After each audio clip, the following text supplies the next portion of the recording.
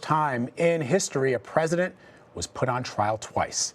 Only 3 presidents have faced impeachment. None have been removed from office. To be impeached in the first place,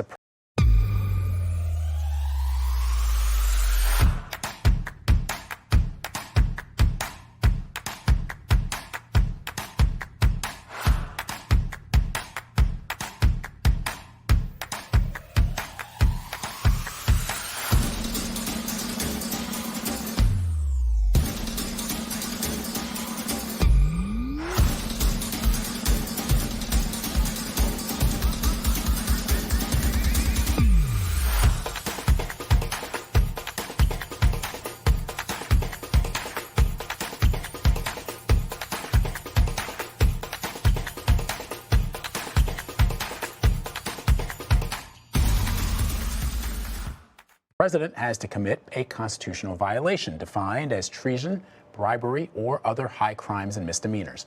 And while the House felt that way about Mr. Trump, the Senate voted to acquit. 7 Republicans crossed party lines and joined 48 Democrats and 2 independents in voting for conviction. The 57 votes fell short of the 2/3 majority needed to convict former President Trump. For more, let's bring in Jack Rakove. He joins me now. He's a professor of history at Stanford University. Professor, thanks so much for being with us. I've been fascinated by the historical record because I know that floor speeches are what we're talking about right now. We're talking about what Minority Leader Mitch McConnell said, and we're talking about what Chuck Schumer said, but what will count are the votes. How will history judge former President Trump's acquittal? I think our history will judge Trump's acquittal. Probably best answered in 2 ways. One, there's how we think about the immediate offenses for which he was just impeached and tried. That's to say, the events of January 6th, the prelude that led up to them, the question of whether or not this was an attempt to stage an insurrection, potentially even a coup against the political system and the constitutional order. So that's count number 1. And then, of course, count number 2 is that for which it's impossible to predict anything at the moment, is what's going to happen in the next few years. What will be the impact of these events on the structure of American politics between now and the elections of 2022, the elections of 2024. What impact will this have on the Republican Party? What impact will this have on our politics? So in a sense, there are the immediate events, which I think are fairly easy to judge at the moment. And there are consequences that we still have to discover, and those consequences won't be known for a while. Historians have to take, by definition, we have to take the long view, and we have to wait for additional results to appear and for the meaning to be clear. But the events, the past 3 months or so since the election have been so dramatic, not to say traumatic, that there's nobody my age, and I'm past 70 years old, ever expected to see the peaceful transfer of power in the United States become a controversial issue. That's what we've just gone through, and it's been both a drama and a trauma to our whole body politic. Professor, I spent a lot of my career as a reporter abroad in countries and reporting from countries where that is not always the case, the peaceful transfer of power. And it's something that I used to sort of hang my hat on when describing to people that I would interview or talk to in these other countries about the peaceful transfer of power, about the co-equal branches of government, about the fact that, President Harry Truman could fire an enormously popular American military general and not face blowback and not have that military commander Douglas MacArthur say, you know what, Mr. President, you're not the popular one here, I am, and here's what I'm going to do. I mean, that was something that I think other Americans, that is something that we always proudly spoke of. It's not clear that we can do that, at least not now, going forward. But let me ask you about the context that the Founding Fathers intended when they created the Articles of Impeachment, because there was some really interesting discussion early on in the impeachment trial.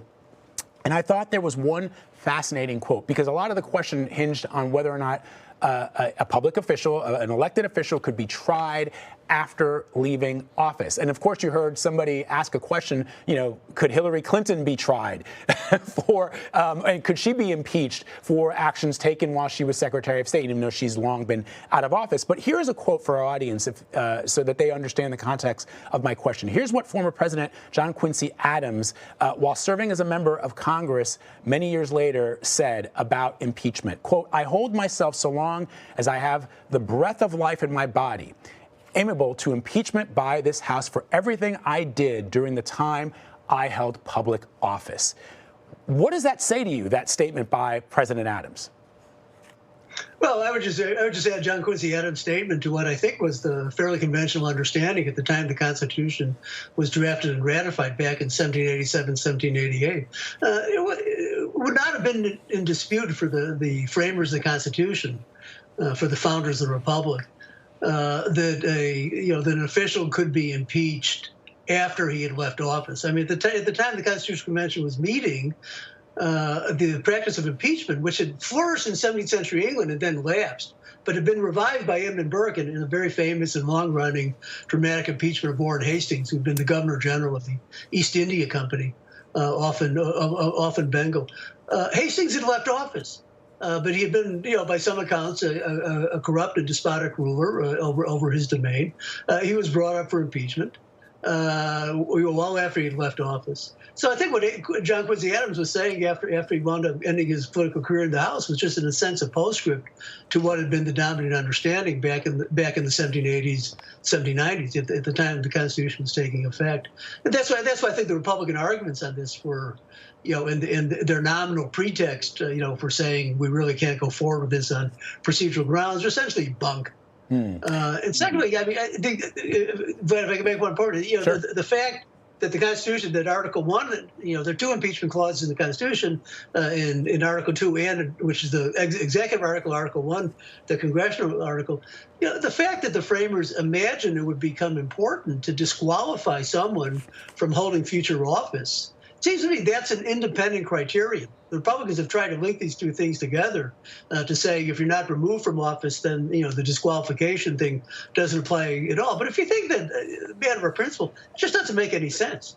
There are lots of reasons why a person who'd been found guilty of engaging in treasonous, traitorous, high crimes and misdemeanors kind of behavior would be disqualified. You could discover information after he or she left office that would provide ample reason to disqualify him from holding any office in the future.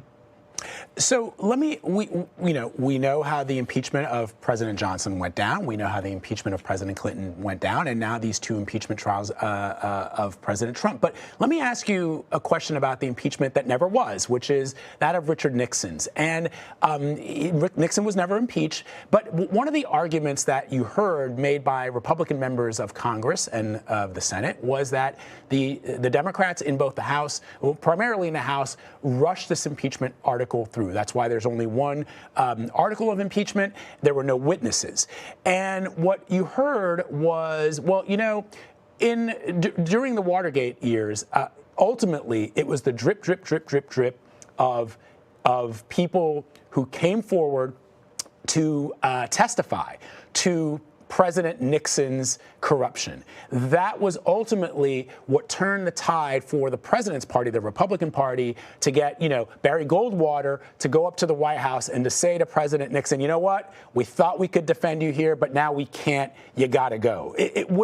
Knowing the political climate we're in right now, would that have worked?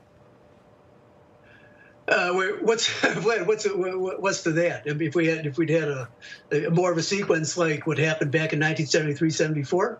I lived with it. I remember quite well. It was exciting to come out of the library as a graduate student at Harvard in those days. It was exciting to come out of the library because there was no internet, but you could see the headline in the afternoon edition of the Boston Globe and see what the most recent disclosure had been. The two impeachments are in a sense asymmetrical. I mean, the last one has been highly compressed and therefore, in a sense, more dramatic.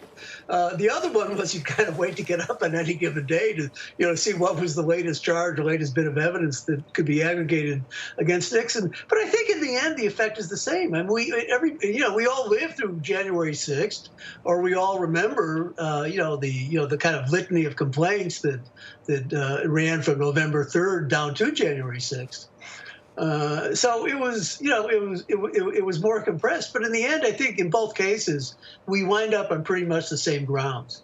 That's to say, there was ample evidence to sustain the original charges, and to my way of thinking, ample evidence to convict in both cases. That was much less true in the case of Bill Clinton. I mean, Clinton's case, I think, is the most anomalous, the one that's most outside the norm. The case of Trump and Nixon, the asymmetry and how long it took to came out, I don't think it really matters, because the evidence for Trump was so dramatic. I mean, dramatic in a way that the evidence for Watergate never could be. The drama of Watergate was, the story kept running and running. Yeah. From one day to the next, 1 week to the next, 1 month to the next, and then finally we had the whole deal with the tapes and the 18-minute gap and all that stuff. It's funny when you watch some of those clips now. When you watch some of those clips now, and you watch John Dean testifying, and I think if you're a younger person, you're like, that's the bombshell. I mean, it sounds so innocuous now when you compare it to what we witnessed on January 6th. Well, there's also Rosemary Woods and her famous portrait trying to Yeah, no, it is fascinating. Jack Rakove, thank you so much for spending some time with us. This is really fascinating discussion, the historical nature of what we just witnessed. We appreciate it, sir. My pleasure to be here. Thank you.